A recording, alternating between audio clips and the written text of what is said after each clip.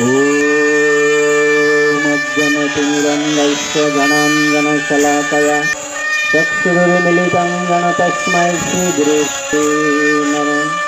श्रीचैतन्यमनोभीष्टं स्थापितं गणभूतले स्वयं रूपं कदा मह्यं ददाति स्वपदान्तिकं। वन्देऽहं श्रीगुरुश्रीयुतपदकमलं श्रीगुरुवैष्णवंश श्रीरूपसाग्रजातं सगणरघुनाथं नित्यं तं सजीवं साद्वैतसवधूतं परिजनसहितं कृष्णचैतन्यदेवं श्रीराधाकृष्णपादान् सगणललिता श्रीविशाखान्वितं नमोऽयं विष्णुपादाय कृष्णपृष्ठाय भूतले श्रीमते भक्तिवेदान्तस्वामिनीति नामिने। नमस्ते सरस्वती देवे गौरवाणी प्रचारिणे निर्विशेषशून्यवादी पाश्चात्यदेशतारिणे। वाञ्छाकल्पतरुभ्यश्च कृपासिन्धुभ्यैव च पतितानां पावनेभ्यो वैष्णवेभ्यो नमो नमः।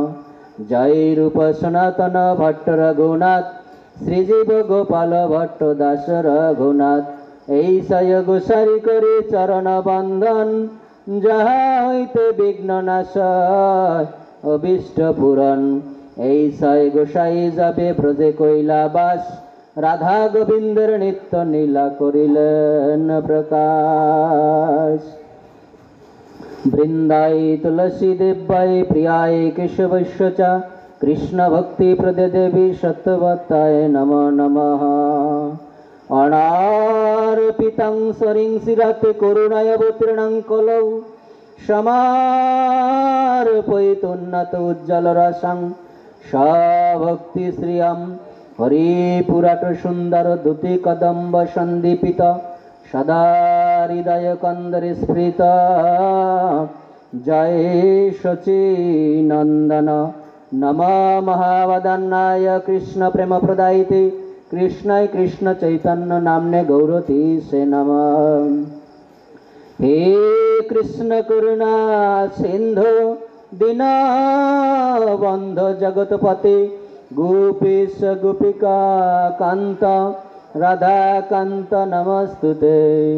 तप्त कंचन गौरांगी राधे वृंदावनेश्वरी वृषभानुसुते देवी प्रणमामि हरिप्रिये। जय जय श्री कृष्ण चैतन्य प्रभु नित्यानंद श्री अद्वैत गदाधर श्रीवासादि गौरभक्त वृंद। हरे कृष्ण कृष्ण कृष्ण हरे हरे हरे राम राम राम हरे हरे। सबाई आमार साथे बोलुन ओम नमो भगवते वासुदेवाय। ओम नमो भगवते वासुदेवाय। ओम नमो भगवते वासुदेवाय। निगमकल्पतरुगलितं फलं सुखमुखदयमृतद्रव संयुतं पिबत भागवत रसमालयं मुहुर्मुहुरसिका भुवि भावुका। ओहे संसारे आबद्ध जीव ओहे विचक्षण चिंताशील जीव ओठो जागो जागिया এই দেবদুর্লভ মনুষ্য জন্মকে কৃষ্ণ ভজন করে সার্থক করে নাও সার্থক করে নাও সার্থক করে নাও এবং এই কৃষ্ণ কথামৃত অবিরত পান করুন অবিরত পান করুন অবিরত পান করুন।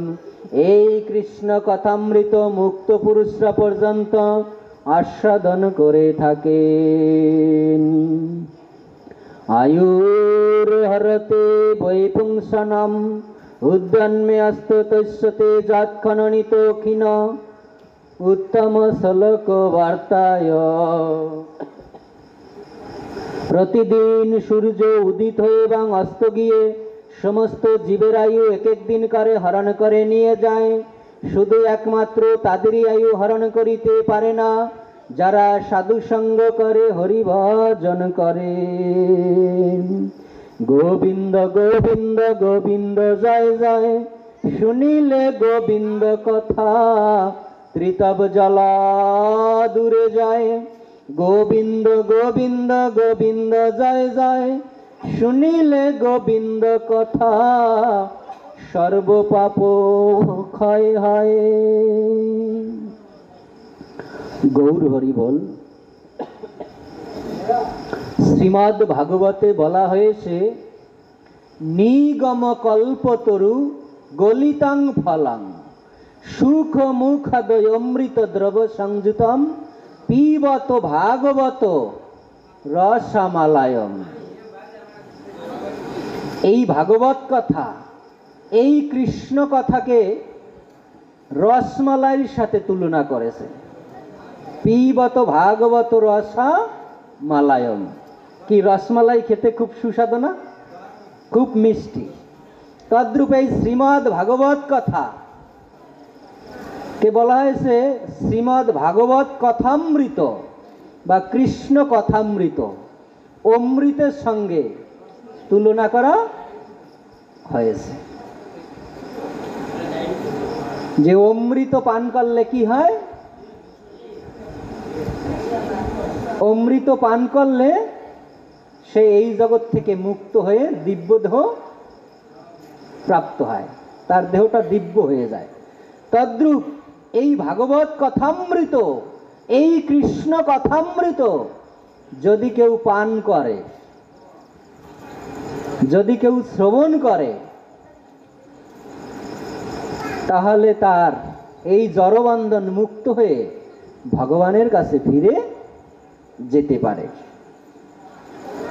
ভগবানের কাছে ফিরে যেতে পারে। কেননা এই ভাগবত কথা যার উদ্দেশ্যে পরিবেশন করা হয়েছিল, এই কৃষ্ণ কথামৃত কার উদ্দেশ্যে পরিবেশন করা হয়েছিল? রাজা পরীক্ষিত।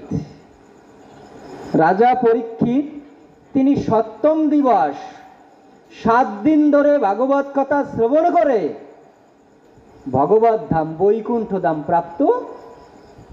প্রাপ্ত হয়েছিলেন, নিত্যধাম প্রাপ্ত হয়েছিলেন। তো এই ভাগবত কথা কৃষ্ণ কথামৃত যারা শ্রবণ করবে তাদেরও নিত্যধাম প্রাপ্ত হবে। যদি কেউ শুদ্ধ চিত্তে, একাগ্র চিত্তে এই ভাগবত কথা, হরি কথা, কৃষ্ণ কথামৃত যদি কেউ আস্বাদন করে, শ্রবণ করে, এই কৃষ্ণ কথামৃত আস্বাদন করি আমরা কি দিয়ে? কর্ণ দিয়ে। কর্ণ দিয়ে আমরা আস্বাদন করি। তো গৌর হরি বল এই জন্য বলেছে যে গোবিন্দ গোবিন্দ গোবিন্দ জয় জয়, শুনিলে গোবিন্দ কথা ত্রিতব জ্বালা দূরে যায়। গোবিন্দ গোবিন্দ গোবিন্দ জয় জয়, শুনিলে গোবিন্দ কথা সর্ব পাপ ক্ষয়। এই গোবিন্দের কথা, কৃষ্ণ কথা যদি শ্রবণ করে বা কেউ যদি কীর্তন করে, উচ্চারণ করে, শাস্ত্রে বলেছে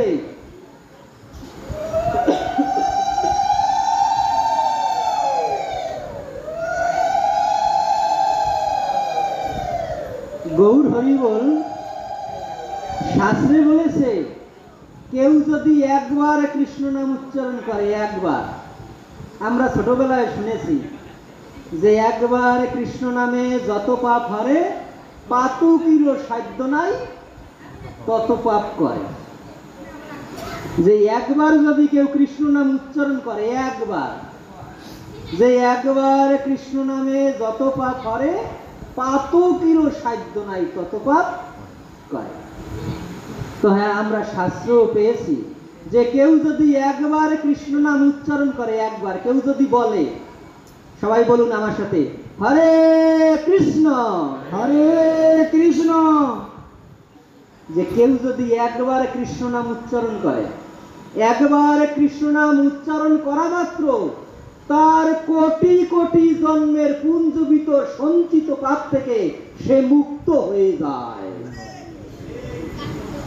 যে কেউ যদি একবার কৃষ্ণ নাম উচ্চারণ করে, একবার কৃষ্ণ নাম উচ্চারণ করা মাত্র তার দেহ থেকে এক জনমের না, এই যে আমরা দেহ পাইছি এটা এক জনম, এই যে আপনারা দেহ পাইছেন যে দেহটাই আছে এটাকে বলা হয় এক জনম। কিন্তু কেউ যদি একবার কৃষ্ণ নাম উচ্চারণ করে, একবার কৃষ্ণ নাম উচ্চারণ করা মাত্র তার কোটি কোটি জনমের সঞ্চিত পাপ থেকে সে মুক্ত হয়ে যায়। একবার যদি কেউ কৃষ্ণ নাম উচ্চারণ করে, শাস্ত্রে আবার বলছে একবার কৃষ্ণ নাম করলে কোটি কোটি জন্মের পুঞ্জীবিত পাপ থেকে মুক্ত হওয়া যায়। কেউ যদি দুইবার, দ্বিতীয়বার কৃষ্ণ নাম উচ্চারণ করে তাহলে তার কি হবে? কেউ যদি দ্বিতীয়বার কৃষ্ণ নাম উচ্চারণ করে, সবাই আমার সাথে আবার বলুন, হরে কৃষ্ণ হরে কৃষ্ণ। আমরা দ্বিতীয়বার কৃষ্ণ নাম উচ্চারণ করছি, যেটা শাস্ত্রে বলেছে যে কেউ যদি দ্বিতীয়বার কৃষ্ণ নাম উচ্চারণ করে, দ্বিতীয়বার কৃষ্ণ নাম উচ্চারণ করা মাত্র তাকে নেওয়ার জন্য, তাকে এই জগৎ থেকে নেওয়ার জন্য ভগবান বৈকুণ্ঠ থেকে পুষ্পরথ পাঠিয়ে দেন। কি পাঠিয়ে দেন? পুষ্পরথ পাঠিয়ে দেন কেউ যদি দুইবার কৃষ্ণ নাম উচ্চারণ করে। এখন এখানে কিন্তু প্রশ্ন হতে পারে যে আমরা তো দুইবার না, দৈনিক হাজার হাজার বারও নেই না? অনেকে দৈনিক হাজার হাজার বারও নেই অনেকে, আর কীর্তনীয়দের তো কোনো কথাই নাই। তারা তো দৈনিক দিনে 2 ঘন্টা, রাত্রেও 2 ঘন্টা, দৈনিক 24 ঘন্টায় 2বার করে আসর পরে, সকালে 2 ঘন্টা, মানে দিনে 2 ঘন্টা, রাত্রে 2 ঘন্টা। তারা তো দৈনিক 2বার না, হাজার হাজার বার নেয়। এখন আমরা তো হাজার হাজার বার নেই, বা আপনারা হাজার হাজার বার নেই। কিন্তু এখানে প্রশ্ন হতে পারে, তাহলে আমাদের জন্য কেন বৈকুণ্ঠ থেকে রথ আসে না? আমাদের জন্য কেন বৈকুণ্ঠ থেকে পুষ্পরথ নেমে আসে না? যে আমি এখানে বলছি, শাস্ত্রে বলছে 2বার কৃষ্ণ নাম উচ্চারণ করা মাত্রই তাকে নেওয়ার জন্য বৈকুণ্ঠ থেকে পুষ্পরথ নারায়ণ পাঠিয়ে দেয়, তার দূত পাঠিয়ে দেয় তাকে নেওয়ার জন্য। তা আমরা তো দৈনিক 2বার না, কেউ 16 মালা নেয়, কেউ 32 মালা নেয়, কেউ 1 লক্ষ নাম জপ করে, কেউ 8 মালা করে, কেউ 4 মালা করে, কেউ হাজার হাজার বার নাম জপ করে। তো তাদের জন্য আমাদের জন্য কেন বৈকুণ্ঠ থেকে পুষ্পরথ আসে না? প্রশ্ন হতে পারে না? যে আপনি বলছেন যে আমি বলছি 2বার এই ভগবত ধামে যাওয়া যায়, কিন্তু আমরা তো দৈনিক হাজার হাজার বার নেই, 2বার না, তার বেশি নেই, কিন্তু আমাদের জন্য কই বৈকুণ্ঠ থেকে পুষ্পরথ আসে না। কেন আসে না জানেন? আমরা যে 2বার নেই ওইটা আমাদের শুদ্ধভাবে হয় না। কিভাবে হয় না? শুদ্ধভাবে হয় না। ওই যে প্রথম বলেছিলাম যে একবার কৃষ্ণ নামে যত পাপ হরে পাতকীর সাধ্য নাই তত পাপ করে, শাস্ত্রে বলেছে। এরপরে কিন্তু আবার আর একটা কথা বলছে ভগবান শাস্ত্রে, যে একবার না, কোটি জন্ম করে যদি নাম সংকীর্তন তবুও না পাবে গোবিন্দ চরণ। কি বলছে? এর আগে বলছে একবার কৃষ্ণ নামে যত পাপ হরে পাতকীর সাধ্য নাই তত পাপ করে, কিন্তু তারপরে আবার কি কথাটা বলছে? যে 1 জনম না, কোটি জনম করে যদি নাম সংকীর্তন। কীর্তনীয়দের মতো নাম সংকীর্তন করে না, যে হরিনাম করে 16 প্রহর 32 প্রহর, এটা তো নামযজ্ঞ বা নাম কীর্তন বলা হয়। তো বলছে কোটি জন্ম করে যদি শ্রবণ কীর্তন তবুও না পায় গোবিন্দ চরণ। তাহলে কথাটা কিন্তু 2 রকম হয়ে গেল, যে কোটি জন্ম। এখন কোটি জন্ম যদি, এই জন্য ভগবান শ্রীকৃষ্ণ শ্রীমদ্ ভগবদ গীতায় বলেছে যে আহার শুদ্ধ তো স্মৃতি শুদ্ধ। আহারটা যদি শুদ্ধ হয় তাহলে কি হয়? ব্রেনটা শুদ্ধ হয়। যেমন আপনি যদি ঘুমের ওষুধ খান তাহলে কি হইবে? একটু পরে ঘুম শুরু হয়ে যাবে না? তাই আমরা যেটা আহার করব একটু পরেই আমাদের তার ক্রিয়া শুরু হয়ে যাবে। এই জন্য বলছে আহার শুদ্ধ, ভগবান কৃষ্ণ গীতায় বলেছে, পরে দেখবেন, আহার শুদ্ধ তো স্মৃতি শুদ্ধ, স্মৃতি শুদ্ধ তো বুদ্ধি শুদ্ধ, বুদ্ধি শুদ্ধ তো ভক্তি শুদ্ধ। ওই শুদ্ধ ভক্তি সহকারে যদি 2 বার কৃষ্ণ নাম করতে পারেন, তাহলেই আপনার জন্য বৈকুণ্ঠ থেকে, আমার জন্য বৈকুণ্ঠ থেকে পুষ্পরথ আসবে। আর যদি অশুদ্ধভাবে যদি 1 জন্ম না, এরকম 1 জন্ম না, কোটি কোটি জন্ম যদি করে শ্রবণ কীর্তন, বুঝতে পারছেন বিষয়টা? যে কোটি জন্ম করে যদি শ্রবণ কীর্তন, এইরকম ভাগবত আসরে বা হরিনাম কীর্তন হয় না, 40 প্রহর 5 দিন বা 2 দিন বা 3 দিন, ওই রকম 5 দিন না, যদি 12 মাস 365 দিনও আইসা বৈশা থাকেন, 365 দিন না, যদি কোটি জন্ম আইসা বৈশা থাকি আমরা, তাহলে গোবিন্দের কৃপা লাভ করা যাবে না। কোটি জন্ম করে যদি শ্রবণ কীর্তন, তবুও না পায় গোবিন্দ চরণ। তাইলে ওই যে শুদ্ধভাবে যদি আপনি 2 বার করেন, তাহলেই দেখবেন আপনার জন্য অন্তিমকালে ভগবান কি করছে, বৈকুণ্ঠ থেকে পুষ্পরথ ঠিকই পাঠিয়ে দিয়েছে। এই যে দেখো দালান কোঠা,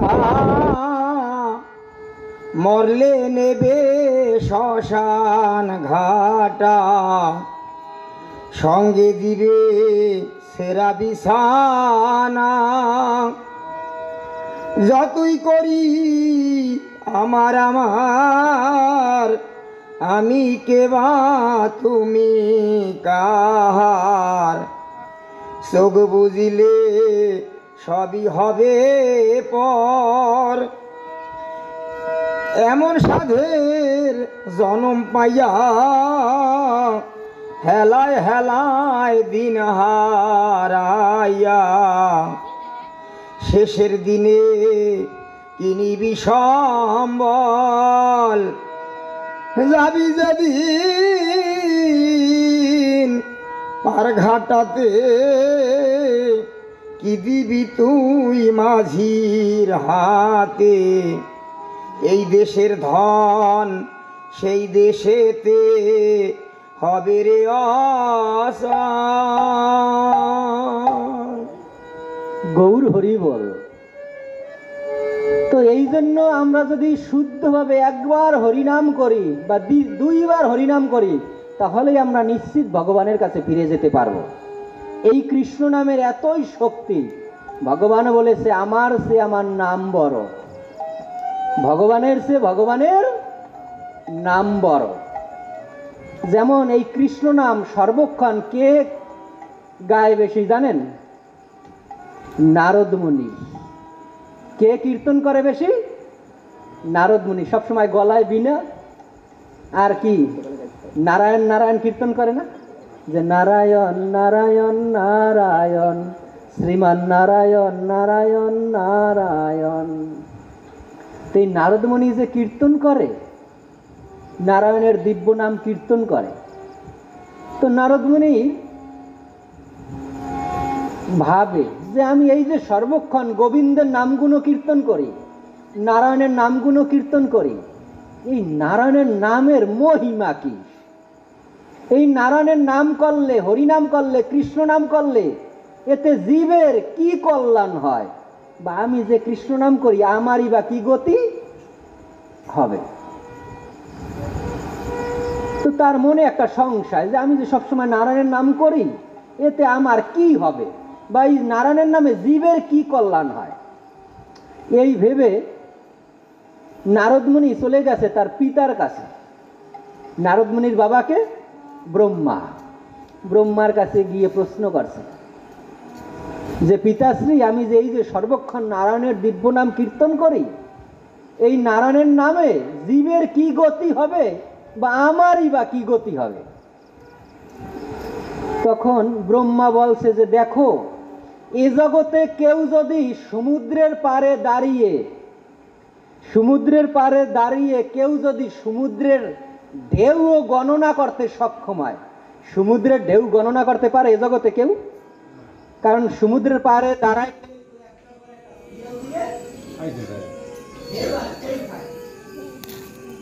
একটার পর একটা সিরিয়াল দিয়ে ঢেউ আসতেই থাকে। তার মানে ওই সমুদ্রের ঢেউ আর গণনা করা যায় না, সম্ভব না। তো ব্রহ্মা বলেছে যে দেখো পুত্র, এই জগতে কেউ যদি সমুদ্রের ঢেউ গণনা করতে সক্ষম হয়, তবু ওই শ্রীহরির নামের মহিমা এই জগতে কেউ বলতে পারবে না। তখন পিতার কাছ থেকে চলে গেলেন নারদ মুনি। ভাবলেন হায় হায়, এই জগতে কেউ যদি সমুদ্রের ঢেউ গণনা করতে পারে সেটাও নাকি সম্ভব, কিন্তু কেউ ভগবানের নামের মহিমা বলতে পারবে না। তখন চলে গেলেন নারদ মুনির গুরুদেবের কাছে। নারদ মুনির গুরুদেব কেডা? শিব ঠাকুর। শিক্ষা গুরুর কাছে চলে গেছেন, গিয়ে শিব ঠাকুরকে বলেছে যে প্রভু, এই যে আমি ভগবানের দিব্য নাম কীর্তন করি, জপ করি, গাই, এতে আমার কি মঙ্গল হবে বা জীবের কি কল্যাণ হবে? তখন শিব ঠাকুর বলল যে দেখো বাবা, এই জগতে কেউ যদি আকাশের তারা গুনতে পারে সেটাও সম্ভব। কেউ যদি তারাও গুনার সম্ভব হয়, তারপরও এই গোবিন্দের নামের মহিমে জগতে কেউ বলতে পারবেন, এটা সম্ভব নয়। তখন নারদ মুনি চিন্তা করলো, আরে শিব ঠাকুরও পারলো না, তাহলে আমি যার নাম করি তার কাছেই চলে যাই। এবার চলে গেলেন বৈকুণ্ঠে নারায়ণের কাছে। নারায়ণের কাছে গিয়ে বলে, প্রভু, এই যে আমি সর্বক্ষণ আপনার নাম গুণ কীর্তন করি, সর্বক্ষণ আপনার দিব্য নাম কীর্তন করি, এতে আমার কি কল্যাণ হবে? বা এই যে জীব যে আপনার নাম করবে, আপনার নামে এই জীবের কি গতি হবে? তখন নারায়ণ বলছে, দেখো বাবা, তুমি এই আমার নামের মহিমা জানতে চাও? যদি আমার নামের মহিমা জানতে চাও, তাহলে তুমি এখান থেকে সোজা একেবারে জমপুরীতে চলে যাও। কোথায়? জমপুরীতে, জমালয়ে চলে যাও। সেখানে গেলেই আমার নামের মহিমা তুমি কিছুটা উপলব্ধি করতে পারবে। এই নারদ মুনি চলে গেলেন জমপুরীতে। কার কথা মতো? নারায়ণের কথা মতো চলে গেলেন জমপুরীতে। তো জমপুরীতে গিয়ে যখন উত্তর দ্বার দিয়ে প্রবেশ করেছে, পশ্চিম দ্বার দিয়ে প্রবেশ করেছে, পশ্চিম দ্বার দিয়ে যখনই প্রবেশ করেছে, তো এই সব সময় তিনি তো কৃষ্ণ নাম করেন। এখন ওই জমালয়ে গিয়ে ওই যে পশ্চিম দ্বার দিয়ে যখন প্রবেশ করেছে, যে পাপীদেরকে যে সাজা দিতে আছে, কষ্ট দিতে আছে, কেননা জমপুরীতে যায় কারা? এই জগতে যারা, ভগবান কৃষ্ণ গীতায় বলেছেন, নমাং দুষ্কৃতন মূঢ় প্রপদন্তে নরাধমা, যে এই জগতে যারা আমাকে জানতে পারে না, ভগবান বলছে এই মনুষ্য শরীর পেয়ে যারা আমার ভজনা করে না, নরাধম, মূর্খ, মূঢ়রা, তারপর যারা আসরিক ভাব সম্পন্ন, যারা সংসারের মায়ায় আবদ্ধ হয়ে আছে, কৃষ্ণকে ভুলে, মায়ায় আচ্ছন্ন জীব, তো এই সমস্ত ব্যক্তিরা আমাকে জানতে পারে না। তো এই সমস্ত ব্যক্তিরা এই মৃত্যুর পরে কোথায় যায়? জমালয়ে যায়। তো এই জমালয়ে যখন পশ্চিম দ্বারে এইগুলি পাপের শাস্তি দিতে আছে, তখন নারদ মুনি এই দৃশ্য দেখে জমালয়ে উত্তম মাধ্যম সবাই দিচ্ছে, তো ওই যে কৃষ্ণ নাম তার মুখে সর্বদা থাকতো, ওই উত্তম মাধ্যম দেখে কৃষ্ণ নাম ভুলে গেছে। তো হঠাৎ করে এই মায়ের দৌড় দেখে কিছুক্ষণ পরে তার, আরে ভাবে, আমি তো ভগবানের নামের মহিমা জানার জন্য আসছি, তো সর্বক্ষণ আমার মুখে নাম থাকে, আর আমি সেই নামই তো ভুলে গেছি, আমার মুখে কৃষ্ণ নাম নাই। এখন এই জমালয়ে কিরকম শাস্তি দেয়, ওই পাপীদেরকে কঠিন শাস্তি দেয়। শ্রীমদ্ ভাগবতে 28টি নরকের বর্ণনা দেওয়া হয়েছে। ওখানে কঠিনভাবে বর্ণনা দেওয়া হয়েছে কোন পাপ করলে কোন নরকে যেতে হয়, কোন পাপ করলে কোন সাজা ভোগ করতে হয়। এখন নারদমুনি হঠাৎ করে ওই নারায়ণের দিব্য নাম বিনা বাজিয়ে কি করছে, নারায়ণের দিব্য নাম শুরু করেছে। এই রকম নারায়ণের নাম গাইতেছে, আর নারদমুনি শুধু ঘুরে ঘুরে দেখতে আছে পাপীদেরকে যে সাজা দিতেছে। তো যেই পাপীদেরকে সাজা দিচ্ছে যমদূতগণ, এখন ওই নারদমুনির মুখ থেকে কৃষ্ণ নাম শ্রবণ করা মাত্রই ওই পাপীরা সবাই নরক থেকে সবাই মানে ঊর্ধ্বগামী হচ্ছে। মানে যেই যমদূতেরা শাস্তি দিচ্ছে, এখন ওই যমদূতেরা ওই পাপীদেরকে স্পর্শ করতে যায়। যেই স্পর্শ করতে যায় আর দেখে কি বিদ্যুতের মতো শর্ট খায়, কারেন্টে যেরকম শর্ট দেয় না, যেমন কারেন্ট স্পর্শ করলে শর্ট দেয় না, ওই যমদূতেরা পাপীদেরকে এতক্ষণ ধরে যাদেরকে উত্তম মাধ্যম দিছে মারছে, এখন তাদেরকেই ছুঁইতে যায়। এখন ছুঁইতে গিয়ে দেখে কি বিদ্যুতের মতো কারেন্টের মতো শর্ট খায়। তো ওই পাপী সবাই যারা জমপুরীতে ছিল সবাই আস্তে আস্তে সবাই ঊর্ধ্বগামী হয়ে কৃষ্ণ নাম শ্রবণ করা মাত্রই, এই কৃষ্ণ নাম শ্রবণ করছে কার মুখ থেকে? নারদ মুনির মতো ব্যক্তির মুখ থেকে কৃষ্ণ নাম শ্রবণ করছে। কর্ণেরও ভিতরে দিয়া হৃদয়ে পশিছে গিয়া। যখনই এই নারদ মুনির মুখ থেকে ওই পাপী তাপীগণ কৃষ্ণ নাম শ্রবণ করেছে, সঙ্গে সঙ্গে জমপুরি থেকে তারাও ঊর্ধ্বগামী হচ্ছে। পাপী তাপী যত ছিল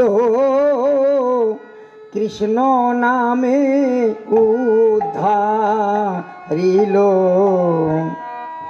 তার সাক্ষী জগায়ার মাধাই। হরে কৃষ্ণ হরে কৃষ্ণ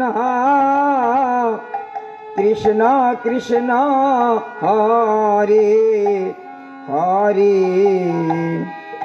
হরে রাম হরে রাম রাম রাম হরে হরে। গৌর হরি বল। এই নারদ মুনির মুখে কৃষ্ণ নাম শ্রবণ করা মাত্রই পাপী তাপীগণ তারা ঊর্ধ্বগামী হয়ে চলে যাচ্ছে উপরের দিকে। যমদূতেরা তাদেরকে আর স্পর্শ করতে পারে না। তো নারদ মুনি এইভাবে কীর্তন করতে করতে পশ্চিম দ্বার দিয়ে প্রবেশ করছে। পশ্চিম দ্বার, উত্তর দ্বার, পূর্ব দ্বার, এগুলি ঘুরতে ঘুরতে কীর্তন করতে করতে যাচ্ছেন। আর যত পাপী তাপীগণ শ্রবণ করছে সবাই ঊর্ধ্বগামী হয়ে চলে যাচ্ছে। এখন জমপুরীতে যমদূতেরা কোলাহল বেঁধে যাচ্ছে। আয় হায়, যমদূতের অবস্থা কি, জমপুরীর অবস্থা কি! এতক্ষণ ধরে আমরা যাদেরকে শাস্তি দিতেছিলাম, এখন আর আমরা তাদেরকে ছুঁইতে পারি না, স্পর্শ করতে পারি না। এখন যমদূতের মধ্যে একটা কোলাহল বেঁধে যাচ্ছে।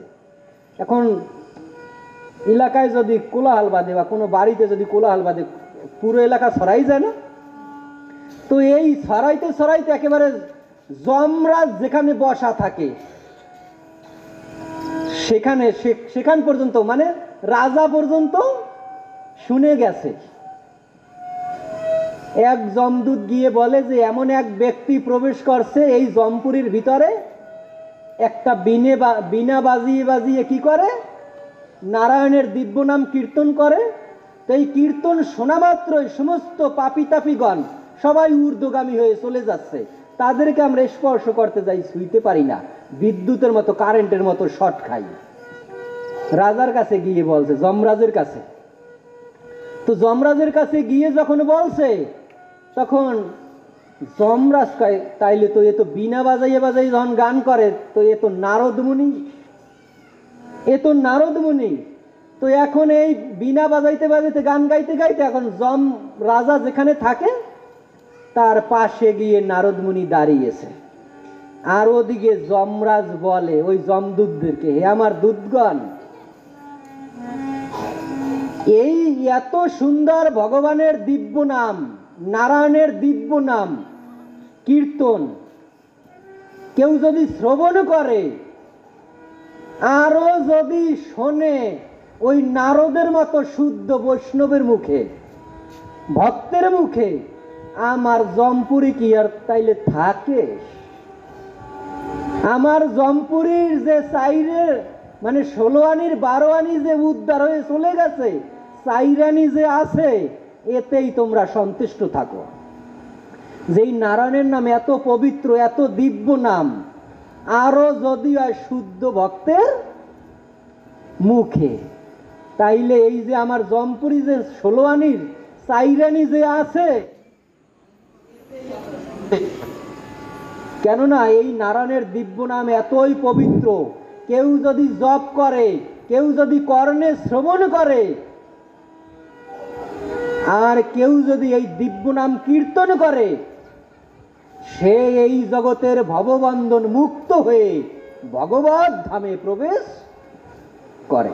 যেই নারায়ণের নাম এত পবিত্র, এত দিব্য, এত কৃপাময়, এ জগতের কল্যাণকারী। যখন এই কথাগুলি যমরাজ বলে, আর তখন এই কথাগুলি পাশে বসে কে শুনছে?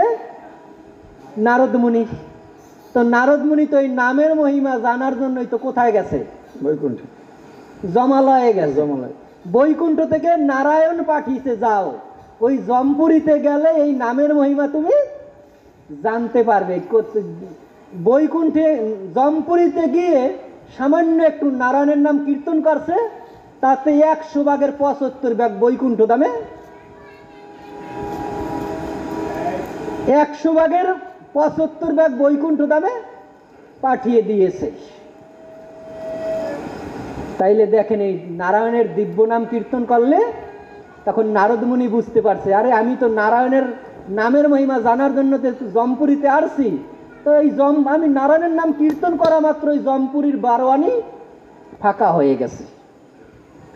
যমরাজের মুখে এই কথা শ্রবণ করে নারদ মুনি আসতে, যমরাজের সাথে কথাবার্তা বলে নারদ মুনি আসতে বিদায় নিয়ে চলে গেছেন। তখন তিনি বুঝতে পারছেন যে এই নারায়ণের নামে কি, নারায়ণের দিব্য নামে জীবের কি গতি হয়। এই জন্ম মৃত্যুর এ পার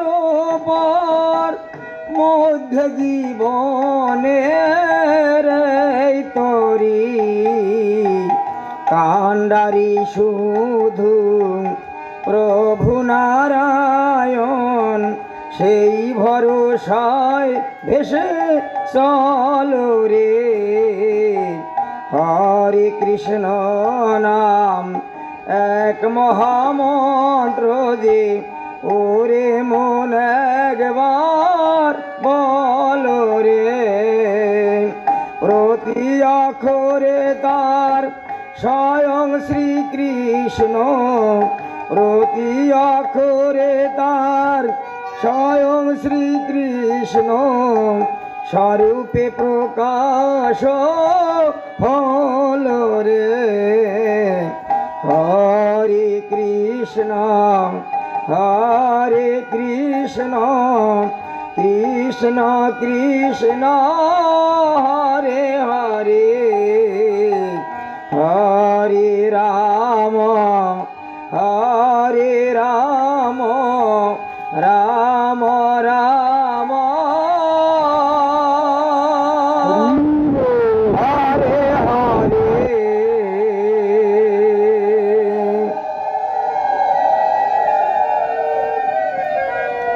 তো গৌর হরি বল। তাহলে আমরা বুঝতে পারছি যে ভগবানের দিব্য নাম কীর্তন করলে জীবের কি কল্যাণ হয়। এই জন্য বলেছে যে দ্বিতীয়বার কৃষ্ণ নাম করলেই সে নিশ্চিত ভগবত ধাম। কেউ যদি শুদ্ধভাবে 2 বার কৃষ্ণ নাম উচ্চারণ করে, তাহলেই আমরা ভগবানের কাছে ফিরে যেতে পারবো।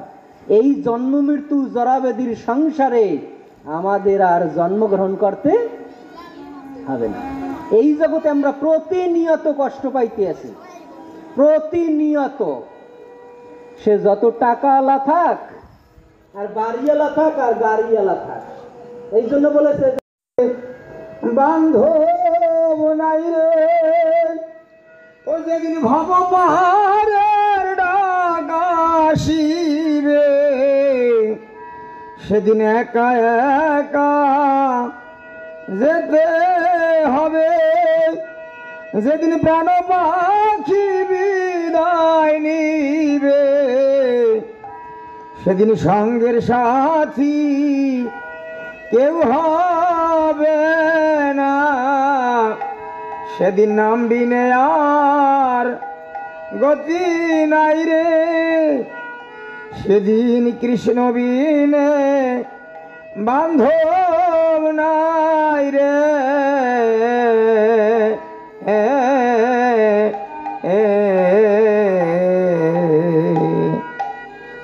তো গৌর হরি বল যে শেষের দিনে আমাদের দীনবন্ধু বিনে আমাদের আর কোনো বান্ধব নাই।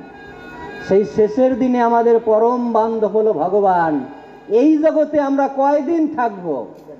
আমরা এই 50 বছর 100 বছর সুখের জন্য, অনন্তকাল যে সামনে পড়ে আছে, 2 দিনের 2 বছর 100 বছরের সুখের জন্য, 100 বছর একটু তেলে জলে খাওয়ার জন্য আমরা ভবিষ্যতের হাজার হাজার বছর কে অবহেলা করছি।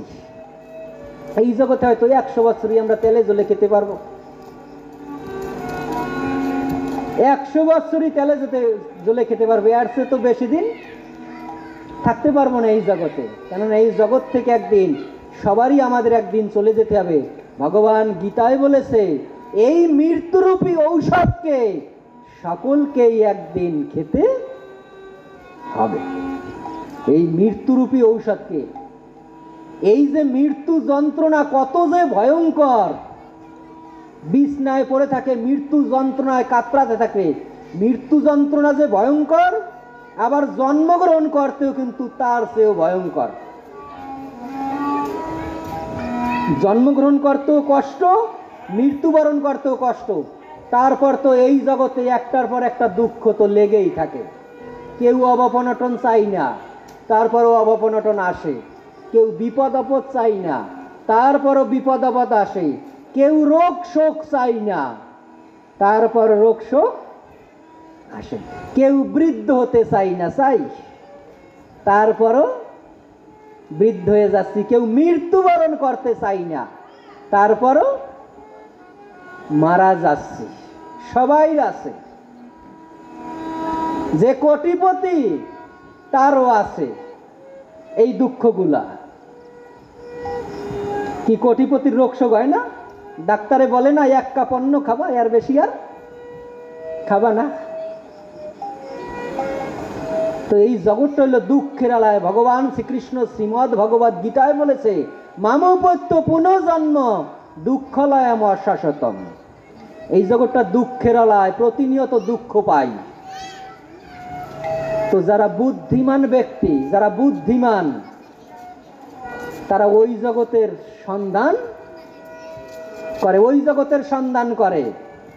যেমন একটা বাচ্চা, মানে অল্প বয়স্ক একটা ছেলে সন্ন্যাসীর বেশ ধারণ করে, গলায় তুলসীর মালা, তিলক, গায়ে রামাবলী দিয়ে কৃষ্ণ নাম করতে করতে জমিদার বাড়ির পাশ দিয়ে যাচ্ছে।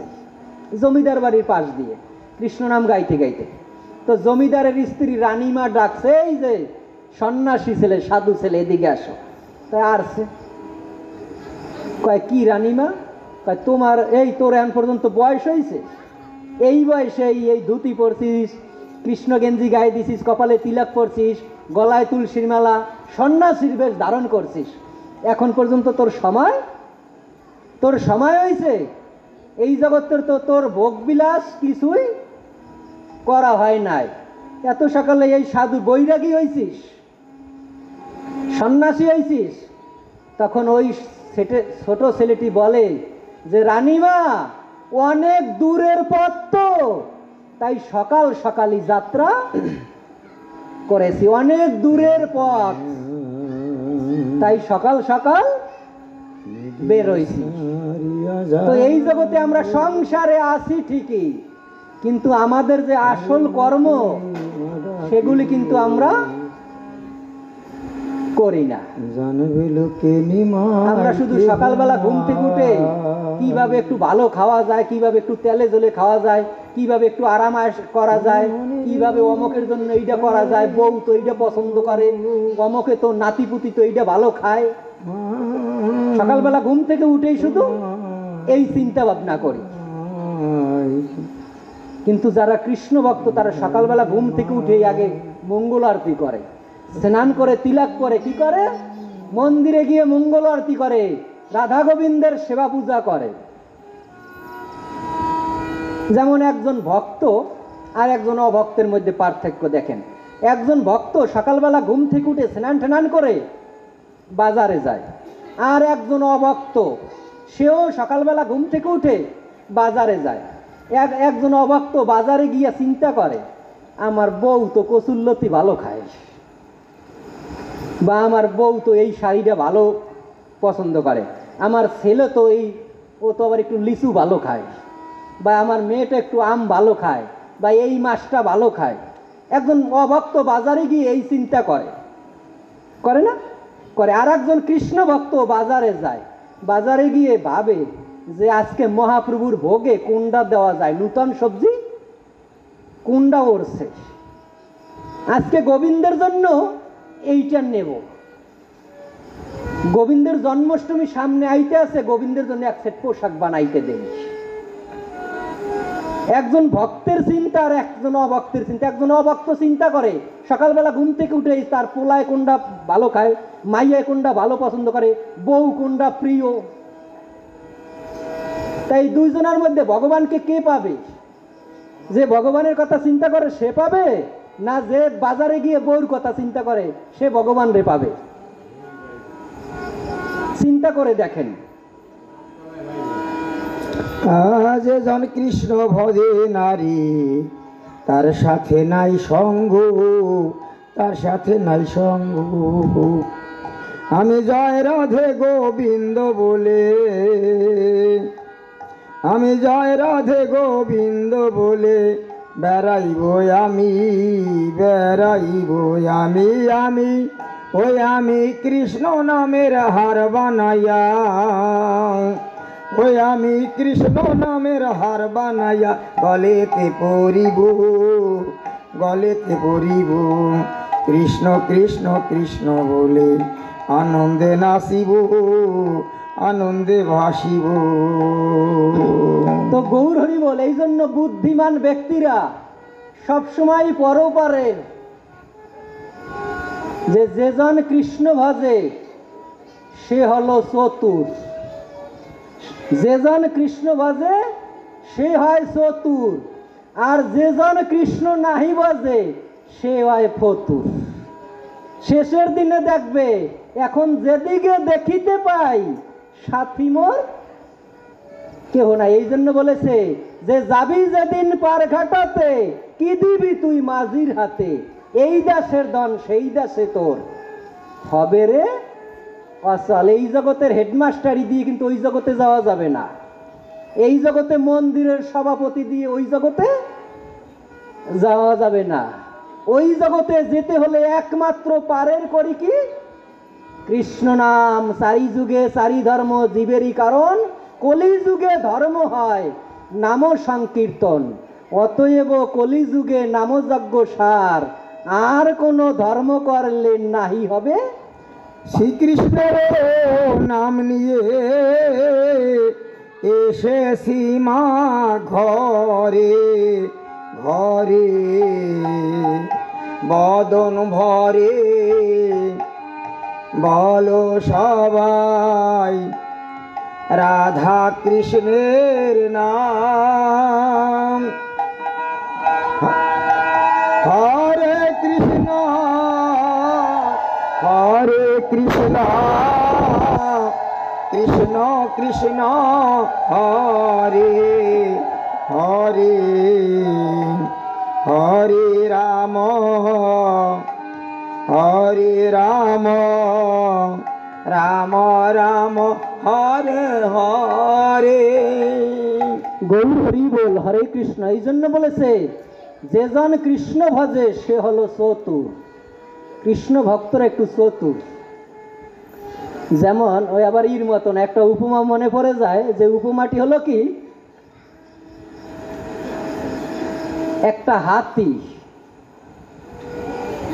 হাতি আর যমরাজের মধ্যে কথা হচ্ছে, দুইজনের মধ্যে, হাতি আর যমরাজ। হাতিরে যমরাজ বলে যে দেখ রে, তোরে এত বড় একটা দেহ দিছে, এত বড়, হাতির দেহ কেমন বিশাল না, যে তোরে এত বড় একটা দেহ দিছে, কিন্তু তুই সামান্য একটা মানুষের কথায় উড়ছিস, বইছিস, খাইছিস, ঘুমাইছিস। মানুষের যে হাতির যে পরিচালনা করে তার কথা মতোই তো সে ওঠে বয়। তা যমরাজ ওই হাতির এই কথা বলে যে দেখ, তোর এত বড় একটা দেহ দিছে, কিন্তু তুই একটা সামান্য একটা মানুষের কথায়, মানুষ কতটুক 3.5 হাত, যে সামান্য একটা 3.5 হাত মানুষের কথায় তুই কি করছিস, উড়ছিস, বইছিস, খাইছিস, ঘুমাইছিস।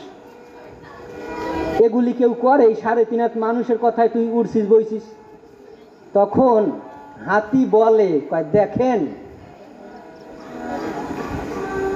জীবন্ত মানুষের পাল্লায় তো আর পড়েন নাই, তাইলে বুঝবেন কত দানে কত চাল। যে আপনি তো যত কাম কাজ করেন মরা ধরা লইয়া, কি জমপুরিতে নেয় কারে, মরার পরে নেয় না, মরার পরে নেয়। তাই হাতি বলে আপনি তো যত কাজ করেন সব মরা ধরা লইয়া, জেতা মানুষের পাল্লায় তো আর পড়েন নাই, তাহলে বুঝবেন কত দানে কত চাল। এই কথা বলার পরে যমরাজ চলে গেছেন, মাথায় সবসময় ওই চিন্তাটা, আরে একটা জীবন্ত মানুষের পাল্লায় পড়তে পারতাম,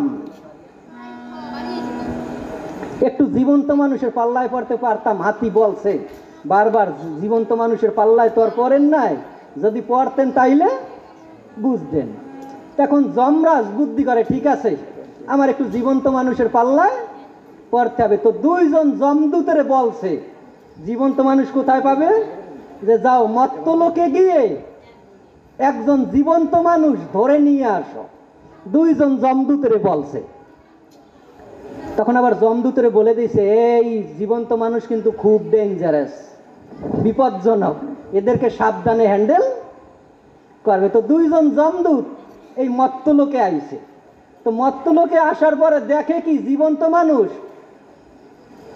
কেউ হাঁটাচলা করতে আছে, কেউ ঘোরাফেরা করতে আছে, কেউ কাজকর্ম করতে আছে, কারো হাতে লাডি, কারো হাতে হাতুর, মানে যার যার কর্ম নিয়ে ব্যস্ত। এখন যমদূত, আরে যমরাজ তো বলে দিছে জীবন্ত মানুষ খুব বিপজ্জনক, ডেঞ্জারাস, এদেরকে সাবধানে হ্যান্ডেল করতে বলছে। তো সবাই ঘোরাফেরা করতে আছে, কারে ধৈর্য আবার বিপদে পড়ব। এখন সবাই ঘোরাফেরা করে, কারে ধরবে। তো দুপুরবেলায় একটা লোক খেয়ে সামনের বারিন্দায়, চৈত্র মাসের সামনের বারিন্দায় খাটের উপর ঘুমাইতে আছে। সামনে আর বেড়া নাই, সামনের বেড়া নাই, খাটের উপর ঘুমাইতে আছে। তো এখন ওই যমদূত আইছে ওই লোকের কাছে, এই তো একজন পাইছি, এ তো ঘুমাইয়া আছে, এ তো ঘুমিয়ে আছে, এরে আমরা চল দুইজনে এরে একেবারে খাট সহকারে জাগাইয়ে নিয়ে যাব।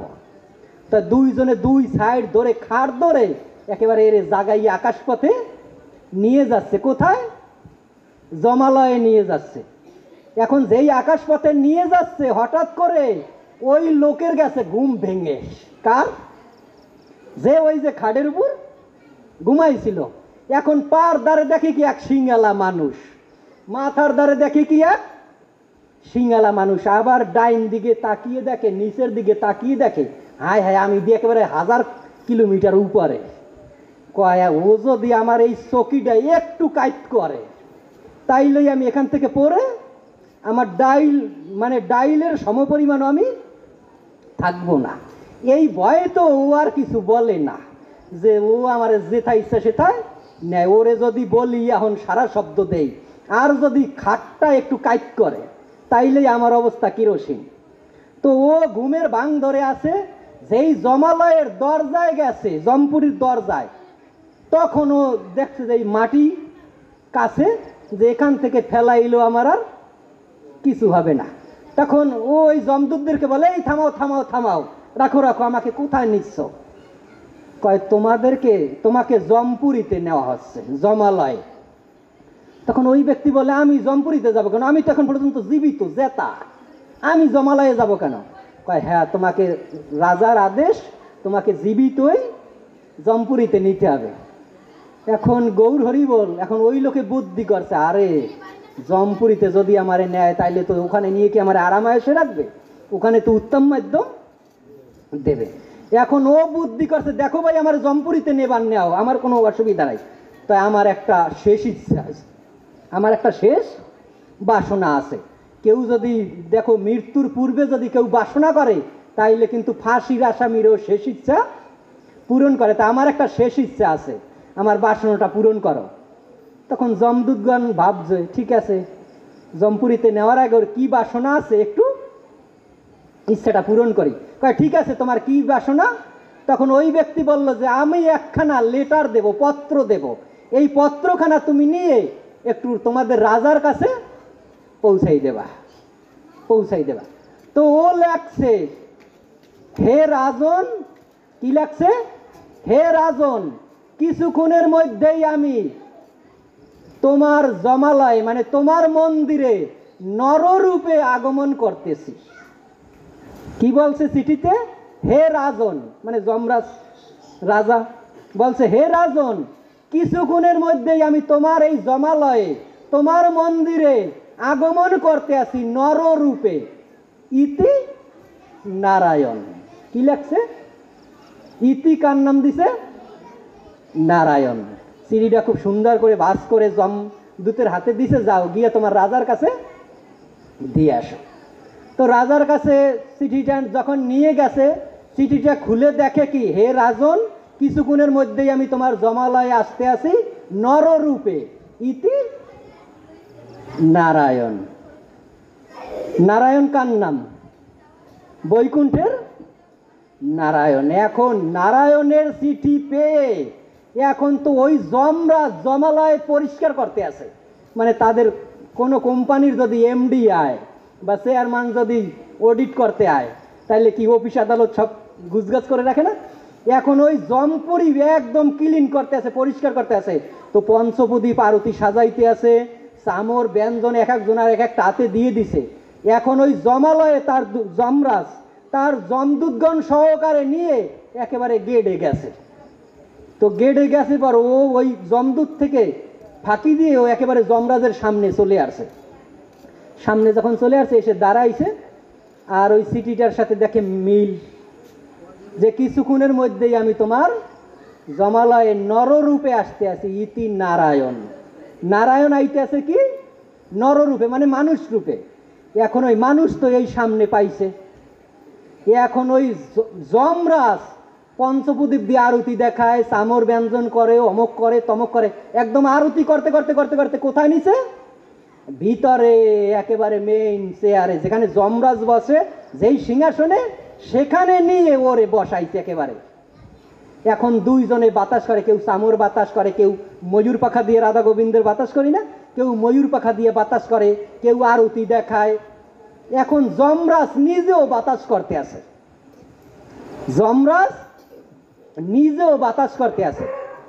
এখন ওই চেহারে বসে ওই মানুষ, মানে নররূপের যে মানুষটি, ওই ব্যক্তি যমরাজের বলল, হে রাজন, যাও তোমার চিত্রগুপ্তরে খবর দাও, কোন জমালয়ে কত লোক আছে, ওই হিসাবটা একটু আমার কাছে নিয়ে আসো। এখন এইভাবে কোন দ্বারে, জমালয়ের 4টা দ্বার, পূর্ব দ্বার, পশ্চিম দ্বার, উত্তর দ্বার, দক্ষিণ দ্বার, 4টা দ্বার। এখন জিজ্ঞাসা করে, পূর্ব দ্বারে কতজন আছে? কয় এত লক্ষ আছে। কয় এদেরকে সবাই আজকে বৈকুণ্ঠে পাঠাও, আমি যেহেতু নররূপে আইছি, নারায়ণ বৈকুণ্ঠের। এখন নারায়ণ যদি আদেশ দেয়, সিংহাসনে বসা কেডা? নারায়ণ। বসের আদেশ কি আর কর্মচারীরা অবশ্যই পালন করবে? তো এখন যমরাজ হ্যাঁ আদেশ দিয়ে দিছে, যাও পূর্ব দ্বারে যে কয়জন আছে সবাই রে বৈকুণ্ঠে পাঠাও। তারপরে আছে কয়জন? উত্তর দ্বার, কয় এতজন আছে, হ্যাঁ তাদেরকেও বৈকুণ্ঠে পাঠাও।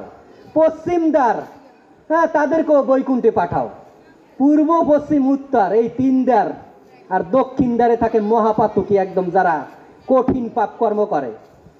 এখন এই 1 দ্বার বাকি আছে, 3 দ্বার বৈকুণ্ঠে সবাই চলে গেছে। এখন বৈকুণ্ঠে বসে নারায়ণ কয়, বৈকুণ্ঠে বসে নারায়ণ কয়, কি ব্যাপার? এত লোক কোথা থেকে আসে আমার বৈকুণ্ঠে?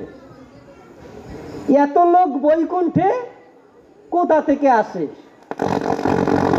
একদিনের মধ্যে কি মস্ত লোকের সব মানুষই মানে ধর্মপরায়ণ হয়ে গেল নাকি? এত লোক বৈকুণ্ঠে আসে। এখন নারায়ণ দেখে মানে ইসে যে এত লোক কোথা থেকে আসে। এখন দেখে কি এল তো জমপুরি থেকে আসতে আসে, জমপুরি থেকে আসতে আসে। এখন স্বয়ং নারায়ণ একেবারে বৈকুণ্ঠ থেকে একেবারে জমপুরিতে চলে আসছেন। তো জমপুরিতে যখন চলে আসছেন, এখন যমরাজের দেখে কি এক ব্যক্তিরে বাতাস করতে আসে। কারে বাতাস করে? ওই যে জীবন্ত মানুষ, জীবন্ত মানুষ সিংহাসনে, যমরাজের সিংহাসনে বসা আছে, আর যমরাজ নিজের সিংহাসন ছাইড়ে সামনে বসে কারে বাতাস করে? ওই ব্যক্তিরে বাতাস করে। এখন নারায়ণ সামনে এসে হাজির হইছে। এখন যমরাজের কয়, ওহে যম, ও তুমি কারে বাতাস করো, কারে বাতাস করো? এখন যমরাজ একবার এই সিংহাসনের দিকে তাকায়, একবার ওই নারায়ণের দিকে তাকায়, একবার সিংহাসনের দিকে তাকায়, একবার নারায়ণের দিকে তাকায়। এখন যমরাজ কয়, কেন প্রভু, এই আপনি না? এই কি আপনার না? এই যে আপনার চিঠি, হে রাজন, কিছুক্ষণের মধ্যেই আমি তোমার জমালয়ে আসতে আছি নররূপে, ইতি নারায়ণ। কই প্রভু, আপনি না? কয়, আরে আমি হইলে কি আর হ্যাঁ আমি আর রিটার্ন দ্বিতীয়বার আসি? আমি আর দ্বিতীয়বার আসি? এখন যমরাজের ছেড়ে নারায়ণ ওই ব্যক্তিরে বলে, তুই এরকম করলি কেন? এত লোক, আগে বল তুই এখানে আসলি কিভাবে, আসলি কিভাবে? কয়, দেখেন প্রভু, আমি দুপুর বেলায় খেয়ে দে আমার ঘরের সামনে একটু চৈত্র মাসের বাতাসে আমি ঘুম যাচ্ছিলাম খাটে, আর এই দুইজন সিংহালা মানুষ মানে যমদূত আমার এই ঘুমান্ত অবস্থাতেই জমালয়ে নিয়ে আসতেছে। তো প্রভু, এই জমালয়ে যদি আমারে নিয়ে আসে, আমি তো ভাবছি এখানে আইসা তো আমারে আদর করবে না, করবে? জমালয়ে কি আদর করে? না, জমালয়ে উত্তম মাধ্যম দেওয়া হয়। তো আমি তো বুঝছি যে আমার অবস্থা আজকে কিতে যে কি করবে। তা আমি তো এই জন্য পিঠ বাঁচানোর জন্য আমি বুদ্ধি করে কি করছি যে হে রাজন, কিছুক্ষণের মধ্যে আমি তোমার জমালয়ে আসতেছি, ইতি নারায়ণ। তা আপনার নাম যদি নাম না ভাঙ্গাইতাম তাইলে তো আমার পিঠে উত্তম মাধ্যম পড়তো। তখন নারায়ণ বলল, ঠিক আছে, বুঝলাম না হয় তোর জান বাঁচানোর জন্য, পিঠ বাঁচানোর জন্য তুই আমার নাম ভাঙ্গাইছিস, তাহলে তুই বল এত লোক বৈকুণ্ঠে পাঠাইছিস কেন? এত লোক তুই বৈকুণ্ঠে পাঠাইছিস কেন? তখন ওই ব্যক্তি বলে যে, দেখেন প্রভু, জীবনে কখনো কোনোদিন কারো উপকার করছি কিনা তা জানি না। তো এই যে এত পাপি তাপি গণ সবাই নরকে আছে, এত উত্তম মাধ্যমে এরা খাইতে আছে, এদেরকে যদি এই নরক থেকে আমি যদি এদের এই উপকারটুক করতে পারি, আমি চিন্তা করলাম এদেরকে যদি এই নরককুণ্ড থেকে আমি উদ্ধার করতে পারি, এরা যদি বৈকুণ্ঠে গিয়ে আপনার ধামে গিয়ে আমার জন্য যদি একটু প্রার্থনা করে, আমার জন্য যদি একটু প্রার্থনা করে, এই বৈকুণ্ঠ ধামে যাওয়া ব্যক্তিদের প্রার্থনায় হয়তো আমি শেষের দিনে আপনার ওই বিপদ পদ্ম আমি লাভ করিতে পারবো।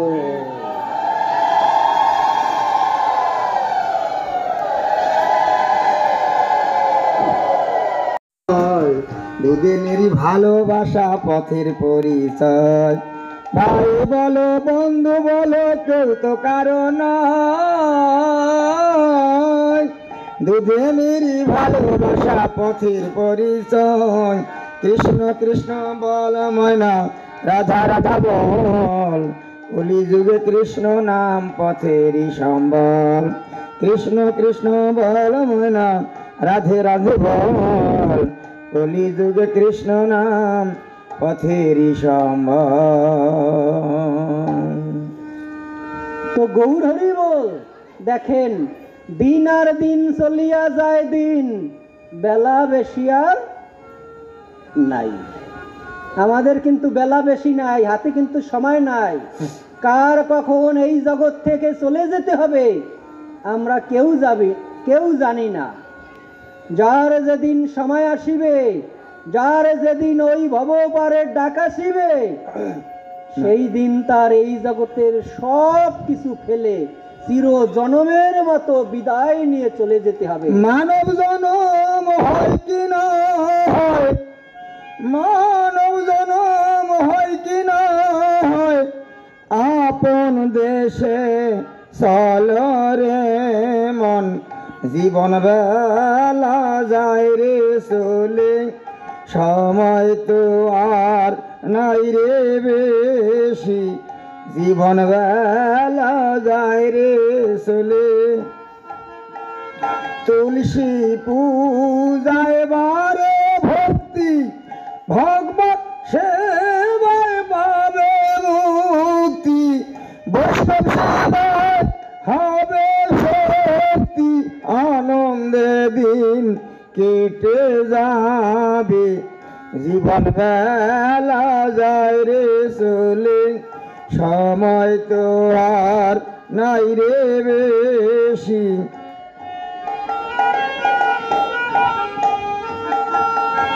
আনুগত্যে ভালন করি, গুরুদেবের শরণ ধরি, নববিধ ভক্তি করি, শেষের দিনের হবে সম্বল, জীবন বেলা যায় রে চলে, সময় তো আর নাই রে বেশি।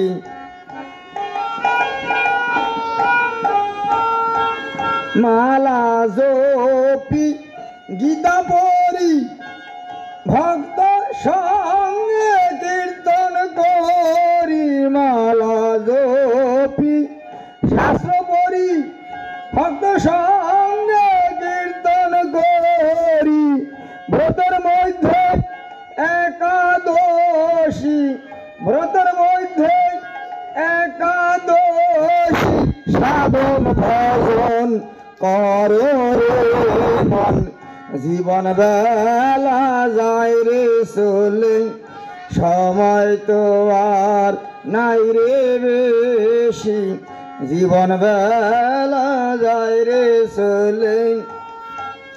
ধর্ম কথা ভালো লাগে শুনতে, মনে চায় না কিছু মানতে, জন্ম গেল জানতে জানতে পালন করা হলো না রে, জীবন বেলা যায় রে চলে, সময় তো আর নাই রে বেশি, জীবন বেলা যায় রে চলে।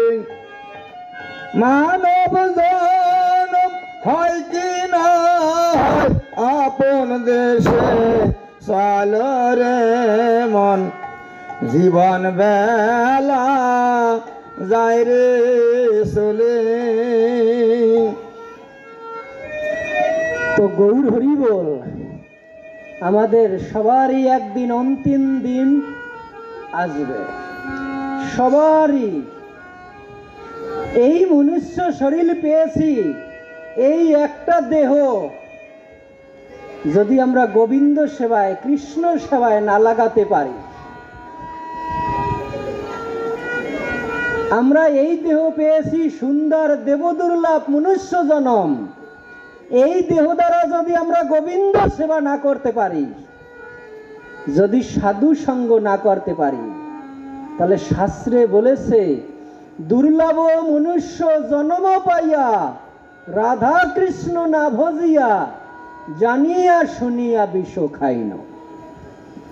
যেই দুর্লভ মানব জন্ম পেয়ে যদি কৃষ্ণ ভজন না করা হয়, এই দুর্লভ মানব জন্ম পেয়ে যদি সাধু সঙ্গ না করা হয়, এই দুর্লভ মানব জন্ম পেয়ে যদি রাধা গোবিন্দের সেবা পূজা না করা হয়, তাহলে শাস্ত্রে বলেছে যে তার বাঁচার চেয়ে মরাই ভালো। তোমরা আগে করো এই ভক্ত সঙ্গ আমি সঙ্গ বড় ভালোবাসি, সঙ্গ শুনে ছুটে আসি, সঙ্গ ছুটে আসি। কত জন্মের অপরাধী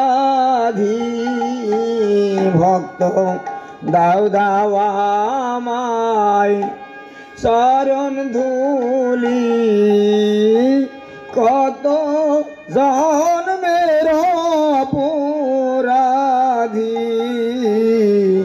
দাও দাও আমায় চরণ।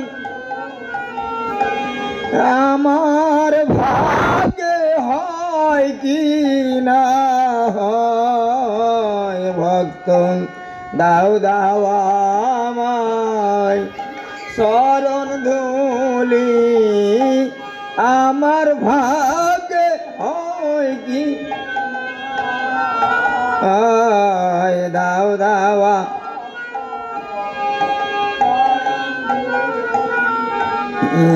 এসো এসো আমার বক্ষে এসো,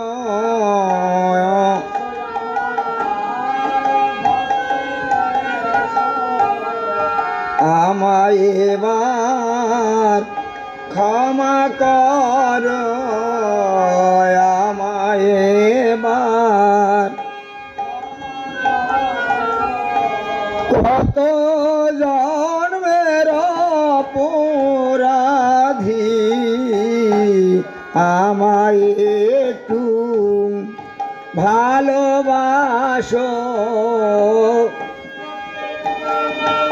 জন্মের অপরাধী আমায় একটু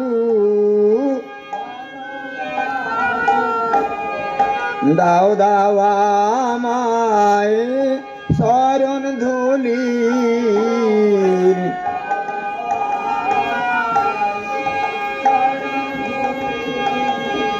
শরণ ধুলি মাথায় তুলি, দাও দাও আমায় শরণ ধুলি,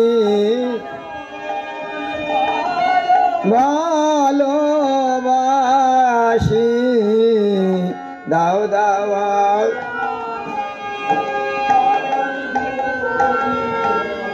আমার ভাগ্যে আর হয় কি না হয় দাও দাও আমায় শরণ ধুলি, আমার ভাগ্যে হয় কি না হয় দাও দাও। কত জন্মের অপরাধী এবার আমায় ক্ষমা করো, কত অপরাধী এবার আমায় ক্ষমা করো। আমি শরণ ধুলি মাথায় তুলি, মুখে হরি হরি বলি, আমি মাথায় তুলি আমি শরণ ধুলি মাথায় তুলি, মুখে কৃষ্ণের নাম বলি, আমি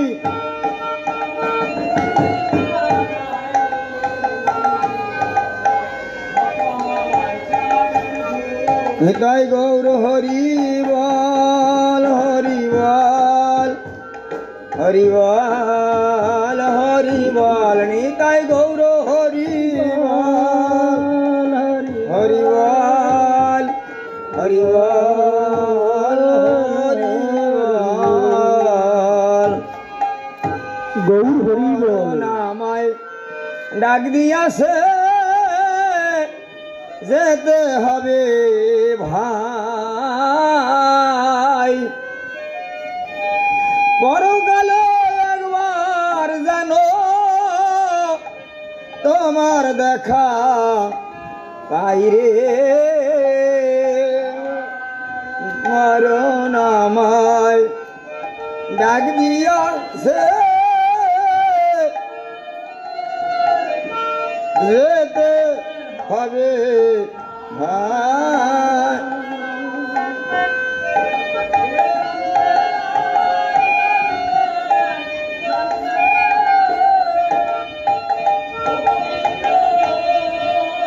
মার দেখা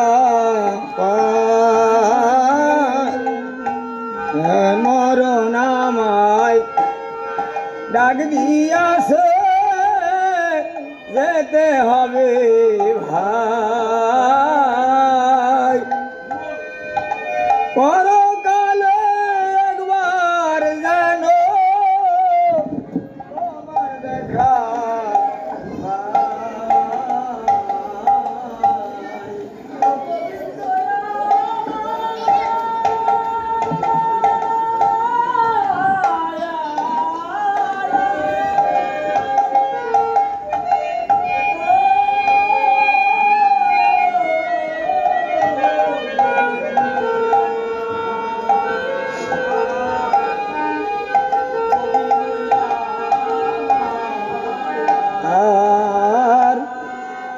বনপুরে তা সবাই দেখে আগুন লাগার পর,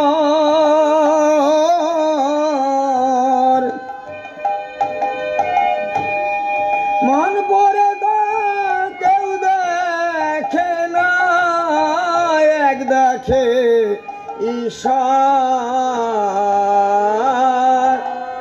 বনপুরে তা সবাই আগুন লাগার পর,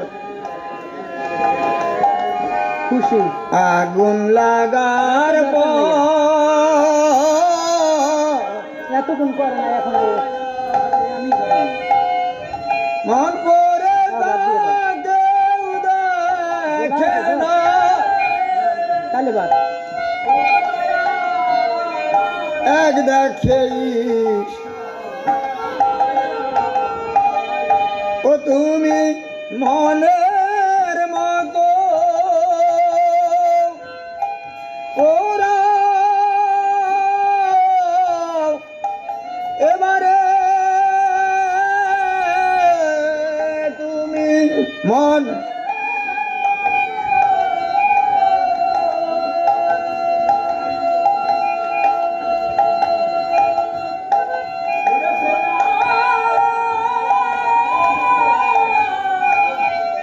এবারে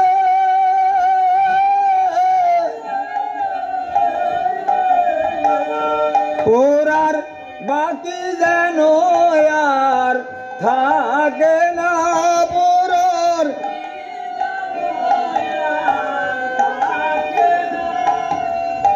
কৃষ্ণ বিনে কেউ জানে না, আমি কার কাছে কই মনের বেদনা, কৃষ্ণ বিনে কেউ জানে না।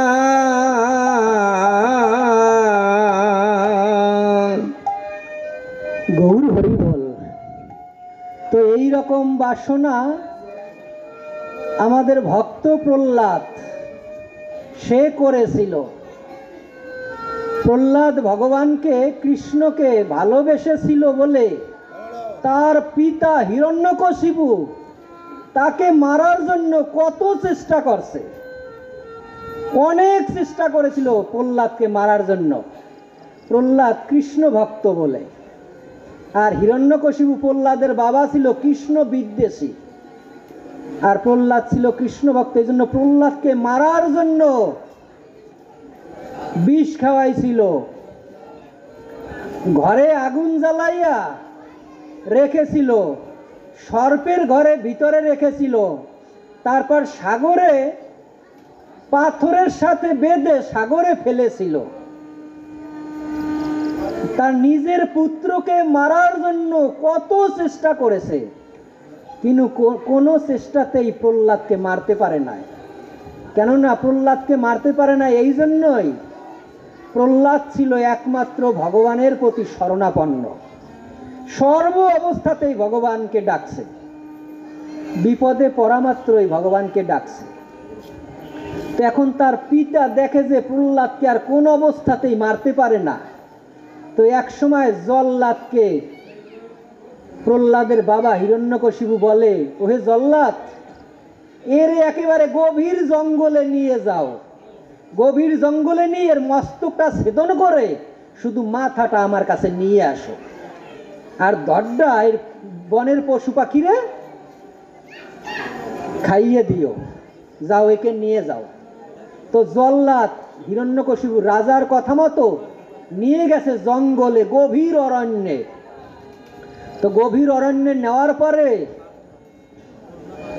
প্রহ্লাদকে জল্লাদ বলে, ওহে প্রহ্লাদ, এখনো সময় আছে, তুমি তোমার পিতার আদেশ মেনে নাও, তোমার বাবার আদেশ মেনে নাও, এখনো সময় আছে, তোমাকে আমি মারব না।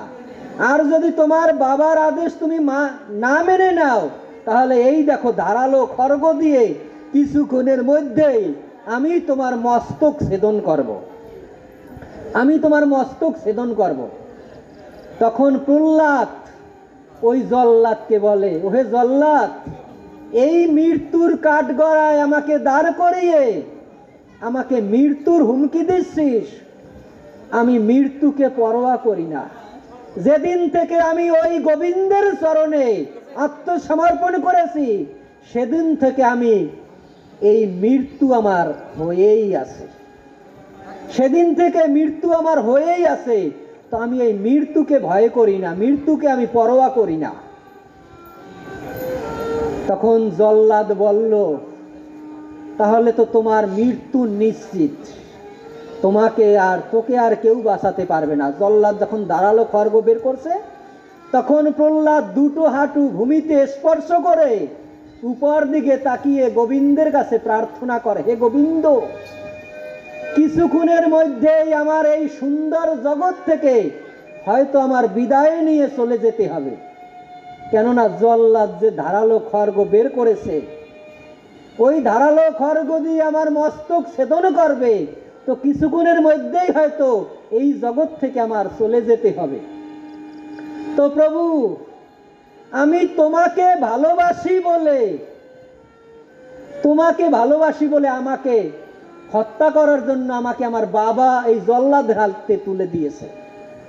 শুধু তোমাকে ভালোবাসি বলে মনে হয় প্রভু আমি কোটি কোটি জন্মের অপরাধ করেছি, মনে হয় আমি কোটি কোটি জন্মের অপরাধী। আমি যদি কোটি কোটি জন্মের অপরাধী না হতাম, তাহলে কেনই বা আমি এই কৃষ্ণ বিদ্বেষী পিতা আমি লাভ করিব? মনে হয় আমি কোটি কোটি জন্মের অপরাধী, আমি কোটি কোটি জন্মের অপরাধ করেছি বলে আজকে আমি কৃষ্ণ বিদ্বেষী পিতা লাভ করেছি। আজকে তোমাকে ভালোবাসি বলে, তোমাকে ভালোবাসলে আর আমার পিতা মাতা আদর করার কথা, কিন্তু তা না, আমাকে আরো হত্যা করতে জল্লাদের হাতে তুলে দিয়েছে। মনে হয় আমি কোটি কোটি জন্মের অপরাধ করেছি, এই জন্য আমি কৃষ্ণ বহির্মুখী পিতা আমি লাভ করেছি, কৃষ্ণ বিদ্বেষী পিতা আমি লাভ করেছি। তো হে গোবিন্দ, আমি তোমার কাছে এই প্রার্থনা করি, আমি যদি আবার কোনো কালে যদি জন্ম পাই, আমি যদি আবার কোনো কালে জন্ম পাই, তাহলে যেন আমি ওই কৃষ্ণ ভক্ত মাতা পিতার ঘরে যেন আমি জন্ম লাভ করতে পারি। আবার যদি পাঠাও দয়াল এ ভব সংসারে, একজন কৃষ্ণ ভক্ত মায়ের গর্ভে জনম দিও মরে, আবার যদি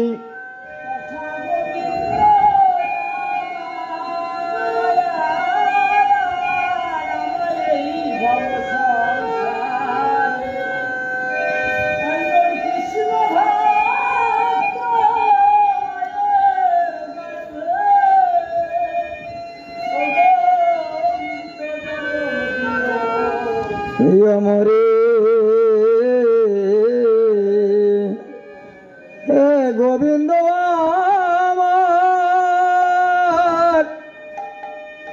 হে গোবিন্দ আমার হে গোবিন্দ আমার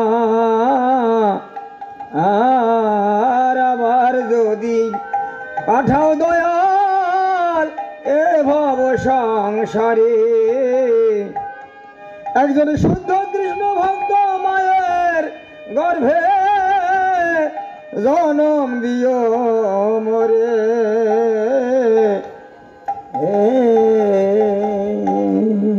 তো গৌর হরি বল তখন প্রহ্লাদ ভগবানের কাছে প্রার্থনা করে, হে গোবিন্দ, আমাকে যদি আবার জন্ম দাও এই জগতে, তাহলে আমি যেন ওই কৃষ্ণ ভক্ত মাতা পিতার ঘরে যেন আমি জন্ম লাভ করতে পারি। এই কৃষ্ণ বিদ্বেষী কৃষ্ণ বহির্মুখী পিতা আমি যেন আর কোনো জন্মেও যেন লাভ না করি, আমি যেন আর কোনো জন্মে যেন লাভ না করি। আমি তোমাকে ভালোবাসি বলে আমার পিতা আমাকে মারার জন্য জল্লাদের হাতে তুলে দিয়েছে প্রভু। এই বলে নয়ন জল ছেড়ে দিয়ে দুটো জানু ভূমিতে স্পর্শ করে ঊর্ধ্বমুখী হয়ে যখন গোবিন্দের কাছে প্রার্থনা করেছে, গোবিন্দ সঙ্গে সঙ্গে সুদর্শন চক্র ছেড়ে দিয়ে ওই জল্লাদের মস্তক ছেদন করেছে এবং জল্লাদের খড়গকে ছেদন করে দিয়ে তার ভক্ত প্রহ্লাদকে রক্ষা করেছে। কৃষ্ণ নামে চলে যে জনা অসাধ্য সাধন করে সে জনা, কৃষ্ণ নামে চলে অসাধ্য সাধন করে সে জনা, তার থাকে না কোনো ভয়, সে যে সদাই করে নির্ভয়, সে যে সদাই কৃষ্ণ নামের জোরে সে হার মানে না, কৃষ্ণ নামে চলে যে জনা অসাধ্য সাধন করে সে জনা,